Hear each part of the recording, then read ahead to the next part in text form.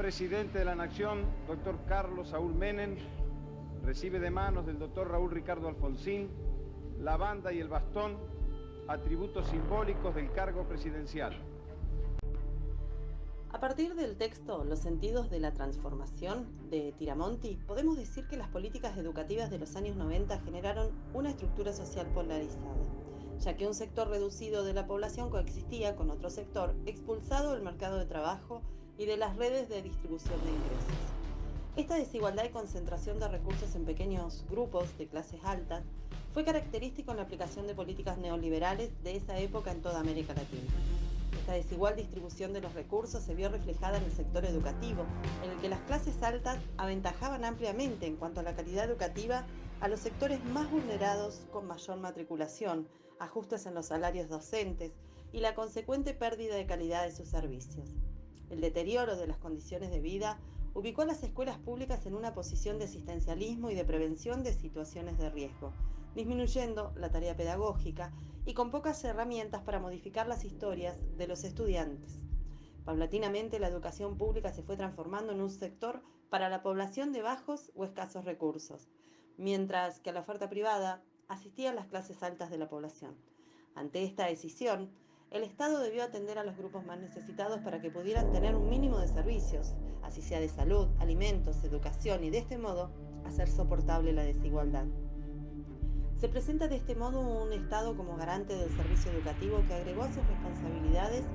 la de gestionar el desarrollo económico y además garantizar el bienestar social. Por otro lado, los discursos de autonomía de las escuelas, de la responsabilidad profesional de los docentes, del derecho de los individuos a elegir dónde educarse, como así también el auge de la evaluación de alumnos, reconocieron una privatización de las responsabilidades y los riesgos a los que buena parte de la población no puede acceder. A partir de esto, proliferan consultoras educativas, aumentan los sacrificios de los padres para brindarles una educación privada a sus hijos, dando cuenta de la privatización de la responsabilidad por la educación. En este marco, se ven nuevamente aventajados aquellos que disponen de un capital cultural y simbólico altamente disponible, que les permitirá pensar en un futuro para sus hijos. Nos encontramos entonces en contraposición con instituciones educativas impedidas de desarrollar todo su potencial por la presencia del Estado que las ahoga en pedidos burocráticos. Son Feldfeder y Gluss quienes definen a la transformación educativa de los años 90 como inscripta en un proceso de reforma del Estado y de descentralización, privatización y desregularización de los servicios sociales, desplazando la responsabilidad del Estado hacia las instituciones. Este modelo de estado de bienestar, de aspiración universalista, llevado a cabo durante las presidencias de Menem, pretendía una transformación educativa basada en los principios de autonomía y de responsabilidad individual. Para ello, desplegó un arsenal de legislaciones, como la Ley Federal de Educación, que abarcó todo el sistema educativo, reestructurándolo. También, para compensar desigualdades, desarrolló políticas asistencialistas y compensatorias a través del Plan Social Educativo. Vemos afuera constantemente y la vamos a transmitir a Gerardo, un profesor de enseñanza media de Corrientes. ¿Va a servir para algo esto? ¿Para qué sirvió? ¿Qué van a conseguir? Sí, por supuesto, sirve para mucho. Nosotros nos vamos a ir de acá con la ley de financiamiento educativo, si no, no nos vamos. En las marcas del Plan Social Educativo, a los indicios de ruptura de las políticas neoliberales, Tuchatzi y Redondo examinan cómo el Plan Social Educativo implementado en las décadas de 1990 en Argentina fue una medida que buscaba abordar los problemas que surgieron a partir de la disminución de la inversión pública en educación. El plan permitió que se establecieran clubes de jóvenes donde se impartía educación al mismo tiempo que se ofrecían actividades recreativas y deportivas.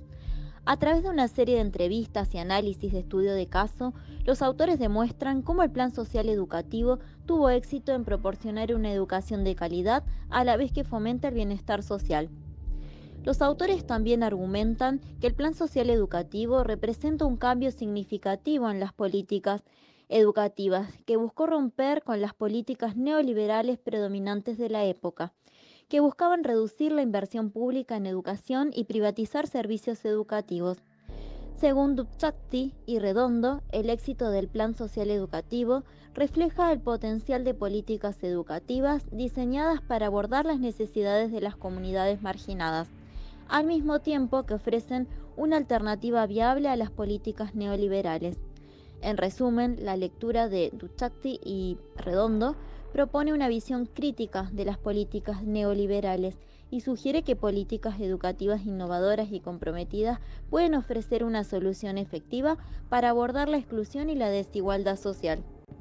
Los discursos neoliberales de los 90 condicionaron de alguna manera las prácticas educativas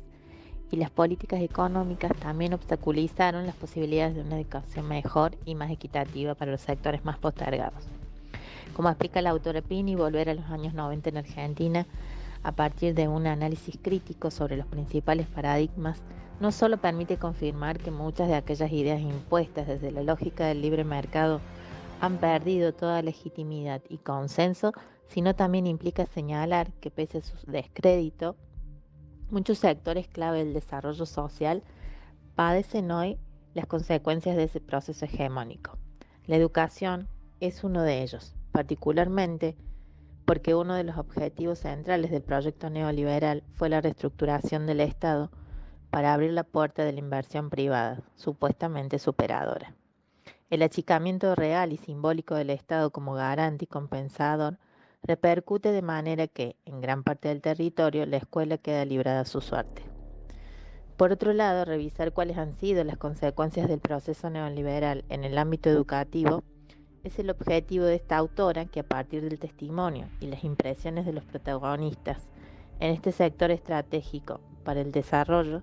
se visualiza que muchos de los conceptos impuestos desde el sentido común han profundizado aún más el estado de crisis y desamparo de estudiantes, docentes y directivos. La lógica del libre mercado, trasladada a la educación, implica no generar políticas que persigan la igualdad de oportunidades, sino aquellas que aseguren la continuidad de un circuito productivo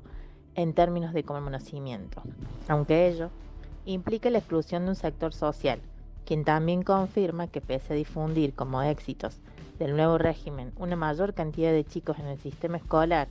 y una mayor en sectores sociales antes inaccesibles, el proceso en los 90 significó que no se mejoraran los resultados en cuanto a la calidad pedagógica, según la visión de los propios docentes. Lo concreto es que un par de décadas después, a partir de la implementación de la Ley Federal de Educación en 1993, las políticas económicas siguen condicionando las decisiones cotidianas en el sector educativo y el discurso neoliberal penetró hasta ocupar un lugar en el sentido común de los sujetos involucrados. En conclusión, se puede decir que el efecto más visible del proceso de reforma, en un contexto discursivo que hablaba de achicar el gasto destinado a programas sociales y que alentaba la privatización inmediata de los servicios públicos, es que las ciencias de la educación han sido dominadas y modeladas por el discurso económico.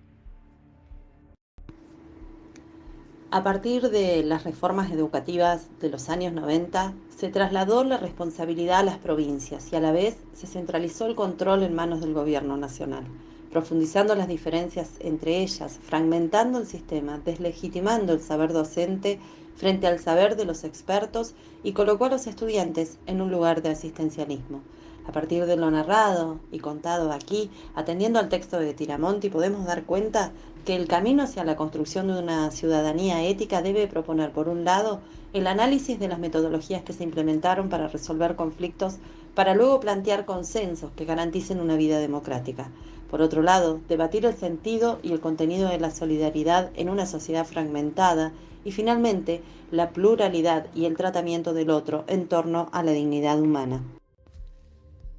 En general, muchos académicos y estudiosos han observado que los gobiernos de Menem y de la Rúa en los años 90 en Argentina fomentaron políticas neoliberales que a menudo se concentraron en la privatización de empresas y servicios públicos,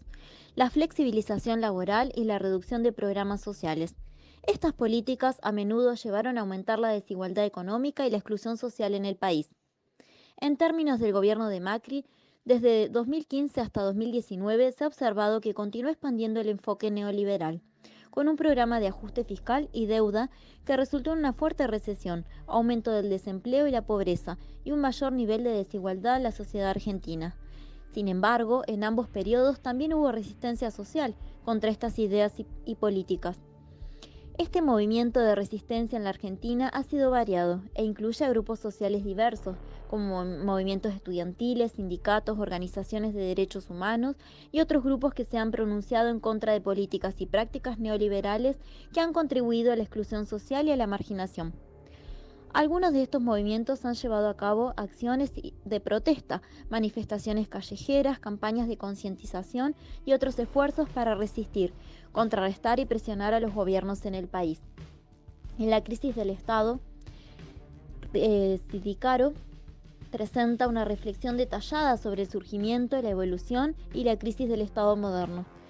En la introducción, el autor pone de relieve la relevancia del país en la vida social y la política de las sociedades modernas y la importancia de examinar la crisis que ha sufrido el Estado en los últimos años. En los capítulos 1 y 2, el autor presenta una visión general de la formación y el papel del Estado a lo largo de la historia, desde el surgimiento de los primeros estados en el mundo antiguo hasta su evolución en la Edad Media y la consolidación del Estado moderno en las sociedades europeas. Sidicaro describe los procesos históricos que llevaron a la consolidación del Estado moderno y la creación de una estructura legal, administrativa y de poder político centralizada. El autor también examina las crisis que ha sufrido el Estado moderno en el siglo XX, caracterizadas por la creciente complejidad de las sociedades modernas, la fragmentación del poder, el surgimiento de nuevos actores sociales y la pérdida de legitimidad del Estado. Según Sidicaro, la crisis del Estado moderno se debe a la incapacidad de los Estados para satisfacer las demandas sociales y económicas de las sociedades modernas, la sobreexplotación de los recursos naturales y el creciente poder y autonomía de las empresas privadas y organismos internacionales. En resumen, la lectura de la crisis del Estado de Sidicaro representa una reflexión sobre la complejidad y el cambio constante del Estado moderno, destacando la necesidad de repensar su rol y función a medida que evolucionan las sociedades modernas. El autor propone examinar los desafíos actuales del Estado y la necesidad de abordar las demandas sociales y económicas de las sociedades, en un contexto de cambios constantes.